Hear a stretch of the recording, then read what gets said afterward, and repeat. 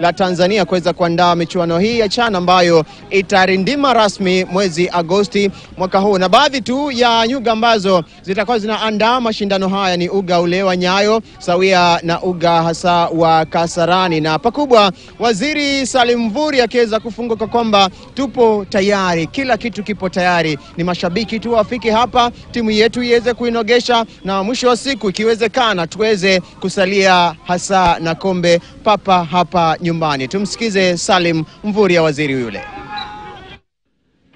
And we have complied. We have already paid 1.6 billion, which is the hosting fee we paid last week, and that is the cornerstone of hosting. International Sports Center Kasarani, which is a 55,000 seater, is equally in good progress. I think the canopy has been done. The installation of seats has already been done.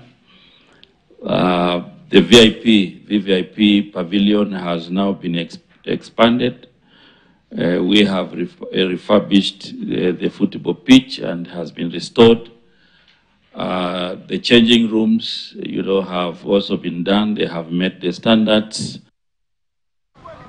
Haya basi, tuachane basi na maandalizi hayo ya dimba la CHAN. Sasa tuelekee kule Ulaya. Hapo jana naambiwa kwamba nilivyoanza kwamba kuna mashabiki fulani ambao sasa hivi hawasemezeki, hawashikiki, hawaezi eleweka sasa hivi, manake wapo dunia yao, wakiwemo